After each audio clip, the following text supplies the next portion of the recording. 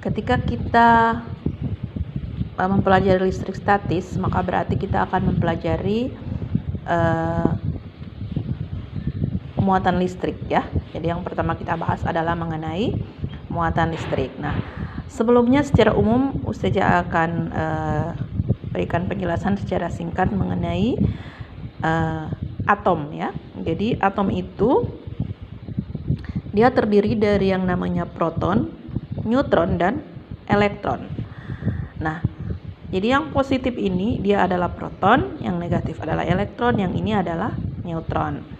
Nah, suatu benda itu tidak bermuatan apabila jumlah proton dan jumlah elektronnya sama ya. Jadi proton dengan elektronnya sama.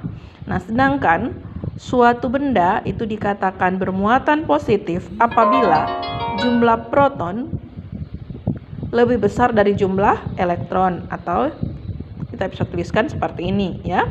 Kemudian suatu benda dikatakan bermuatan negatif apabila jumlah protonnya lebih kecil dari jumlah elektron. Jadi sampai situ paham ya.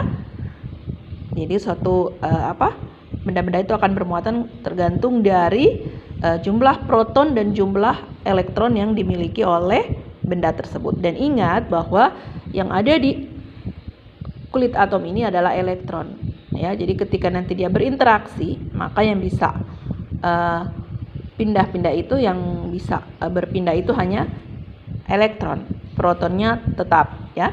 Jadi ketika suatu benda ini akan kehilangan elektron, maka protonnya yang akan jadi lebih banyak ya. Oke. Kita lanjut ya. Jadi ketika benda-benda bermuatan itu saling berinteraksi ya. Misalnya kita dekatkan ya, maka dia akan saling berinteraksi. Nah, interaksi antara benda-benda bermuatan ini yang nanti akan menimbulkan yang namanya listrik statis ya. Nah, di sini ada beberapa bahan yang kita bisa lihat proses listrik statis di dalamnya ya. Yang pertama ada kaca dengan sutra. Nah, saat kaca dengan sutra ini kita beri perlakuan dengan cara digosok-gosok, maka elektron dari kaca, jadi tadi Ustazah sudah sebutkan bahwa yang bisa berpindah-pindah itu hanya elektron, karena elektron berada di kulit atom, sementara proton dan neutronnya ada di inti atom, dia tidak bisa berpindah. Nah, kaca dengan sutra ketika kita beri perlakuan, kita gosok-gosok, maka elektron dari kaca ini dia akan pindah ke sutra ya, menyebabkan karena elektron dari kaca sudah ada di sutra, maka kacanya akan bermuatan positif dan sutranya akan bermuatan negatif. Kemudian wol dan plastik. Nah, wol dan plastik itu wolnya itu akan elektron dari wol akan berpindah di plastik ya, sehingga wolnya akan bermuatan positif, plastiknya akan bermuatan negatif. Kemudian yang berikutnya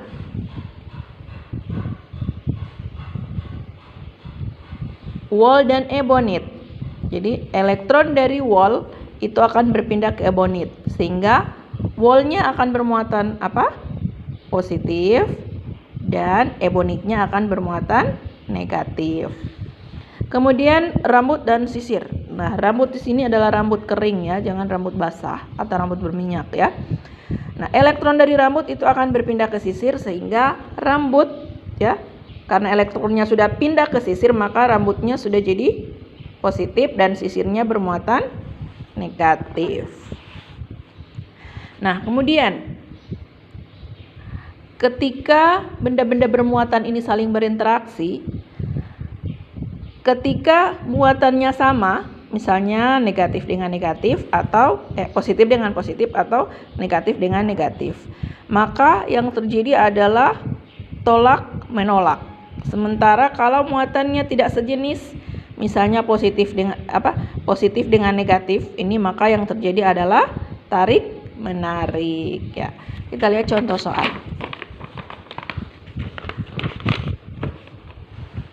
Nah, ini ada gambar kain wol dan gambar penggaris plastik. Nah, muatan yang terjadi pada penggaris plastik apa? Ya, sudah tadi Ustazah sebutkan bahwa ketika kita gosok-gosokkan kain wol pada penggaris plastik, maka elektron dari wol itu akan berpindah ke penggaris, sehingga muatan penggaris akan menjadi negatif. Maka jawabannya adalah D. Nah, berikutnya ada 5 buah bola yang bermuatan listrik. Ya, di sini dikatakan bahwa B dan E itu muatannya adalah negatif. Jadi bisa langsung kita tulis B negatif dan E negatif. Atau Ustazah tuliskan kembali di sini ya.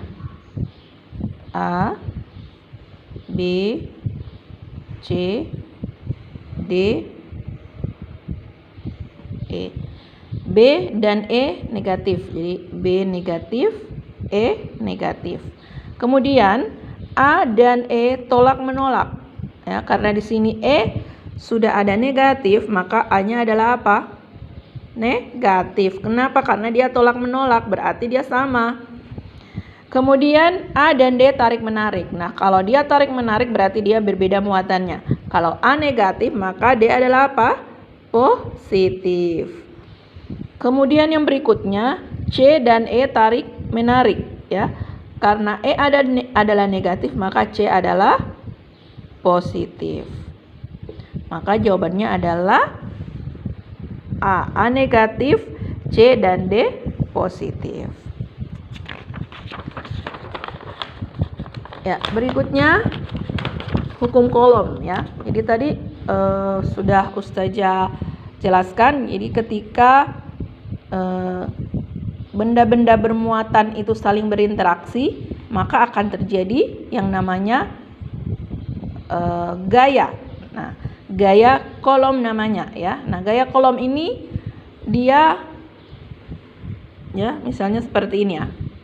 Jadi ketika benda-benda yang sama jenisnya seperti ini, ya, maka itu yang tercipta adalah gaya tolak menolak, ya. Jadi gaya Coulomb-nya ini akan tolak menolak, ya.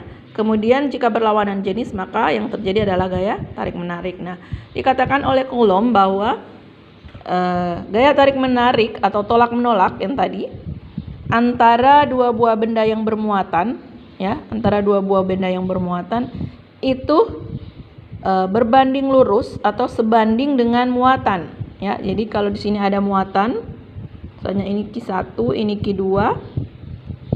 Jadi besarnya ini akan sama dengan muatannya, ya. Semakin besar muatan, maka gayanya juga akan semakin besar. Tetapi berbanding terbalik dengan jarak, kuadrat jarak antara kedua muatan, ya. Jadi itu, maka kita bisa rumuskan seperti ini, ya. Q1 kali Q2 dibagi R pangkat 2. Nah, F itu adalah gaya Coulomb, satuannya Newton. N.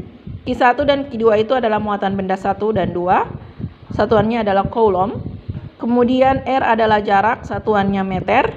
Kemudian K itu adalah konstanta dengan besar 9 kali 10 pangkat 9 Newton meter pangkat 2 per Coulomb pangkat 2. Kita lihat contoh soal.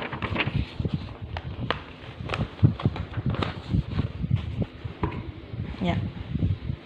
Jadi ini contoh soalnya. Dua buah muatan listrik positif yang ada dalam membran sel saraf, ya. Jadi yang ada dalam membran sel saraf itu besarnya adalah Q dan 2Q. Terletak pada jarak 2 cm. Berapakah gaya Coulomb yang dialami kedua benda jika Q sama dengan 1,6 kali 10 pangkat 19 C dan K adalah 9 kali 10 pangkat 9 Newton meter pangkat 2 per Coulomb pangkat 2. Nah, caranya yang pertama adalah kita harus menuliskan terlebih dahulu adalah data-data yang diketahui di soal. Yang diketahui di soal yang pertama adalah apa? Q, ya. 1,6 kali 10 pangkat 19 C. Maka kita tulis Q1 sama dengan Q sama dengan 1,6 kali 10 pangkat min 19 C. Q2 itu diketahui di soal besarnya adalah sebesar 2Q. Berarti 2 dikali 1,6 kali 10 pangkat min 19 C. Hasilnya adalah 3,2 kali 10 pangkat min 19 C. Kemudian jarak. Jarak adalah 2 cm. Maka kita harus konversi ke meter. Dari cm ke meter nilainya adalah menjadi 2 kali 10 pangkat min 2 meter. Kemudian yang ditanyakan adalah F. F-nya berapa ya? Kita masukkan ini, rumusnya kita tulis. Kemudian kita masukkan nilai-nilainya. Ini nilai K, ini nilai Q1, ini nilai Q2 ya. Jadi kita dalam kurung dulu biar tidak. Dan ini di bawah adalah nilai R ya. Nah, ini kita tulis ulang. Kemudian ini kita kalikan. Jadi kalau kita kalikan seperti ini, 1,6 dikali 3,2 itu 5,12. Dan pangkatnya kalau 10 pangkat begini di matematika berarti pangkatnya kita jumlahkan. Min 19 ditambah min 19 menjadi min 38 ya. Kemudian yang di bawah 2 pangkat 2 4. 10 pangkat min 2 dipangkatkan 2 adalah 10 pangkat min 4. Kemudian ini kita kalikan, hasilnya adalah 46,08. Kita bagi 4. Kemudian yang 10 pangkat min 4 ini kita pindahkan ke atas. Jadi yang tadinya dia minus menjadi positif ya. Nah, sehingga hasilnya adalah 11,52 yang pangkat-pangkatnya ini kita jumlahkan. 9 ditambah min 38 ditambah 4 hasilnya adalah 10 pangkat min 25 ya. Nah, ini bisa kita sederhanakan angkanya menjadi 1,152 kali 10 pangkat 24 Newton ya. Jadi ini contoh soalnya. Nanti kalau misalnya tidak paham itu bisa langsung tanyakan melalui grup WA ya. Nah, ini ada contoh soal yang kedua ya. Contoh soal yang kedua ini itu yang diketahui adalah gaya kolomnya ya. Jadi kita tulis ini F 1,8 kali 10 pangkat 12 Newton ya. Kemudian muatan A QA minus 2 kolom. Kemudian jaraknya 20 cm. Itu kalau kita salin ke meter adalah 2 kali 10 pangkat min 1 meter ya. Sehingga dan yang ditanyakan adalah QB, berapa muatan dari B ya. Ini rumusnya. Kemudian kita masukkan nilainya F di sini. Ini nilai K. Kemudian minus 2C dan QB ini adalah nilai R ya. Jadi ini nilai K, ini nilai muatan A, QA, dan yang kita tanyakan adalah QB yang akan kita cari ya. Ini adalah nilai dari 2 pangkat 24 dikali 10 pangkat min 2 ya. Kemudian yang berikutnya kita kalikan silang ya. Jadi kita kali silang 1,8 kita kalikan 4, kita letakkan sebelah sini. Kemudian 9 dikali minus 2 adalah minus 18 kali 10 pangkat min 9 QB ya. Sehingga QB itu sama dengan 1,8 yang ini menjadi pembaginya ya. Jadi minus 8 dikali 10 pangkat 9. Hasilnya adalah minus 0,1 kali 4 kali 10 pangkat 12 kali 10 pangkat min 2 kali 10 pangkat min 9. Jadi yang 9 di sini dia pindahkan ke atas jadi positif, jadinya negatif di sini ya. Hasilnya adalah 0,4 dikali 10 atau minus 4 kolom ya. Jadi QB adalah minus 4 kolom, sedangkan QA tadi adalah minus 2 kolom ya. Jadi dia di sini QA adalah minus 2 kolom, QB adalah minus 4 kolom. Ya, jadi Untuk materi kita hari ini sampai di sini dulu. Ada hal-hal yang tidak adik-adik adik-adik pahami, ya, itu bisa adik-adik tanyakan melalui grup WA atau bisa juga langsung menghubungi nomor WA-nya Ustazah, ya. Semoga apa yang Ustazah sampaikan ini bisa adik-adik terima, bisa adik-adik pahami dengan baik, ya. Untuk tugas itu akan Ustazah kirimkan melalui grup WA, ya. Mohon tugasnya dikerjakan dengan baik. Jika tidak paham, sekali lagi silahkan bertanya, ya. Tidak apa-apa, ya. Ya, demikian dulu pertemuan kita hari ini. Marilah kita tutup dengan melafazkan hamdalah, alhamdulillahirabbil alamin.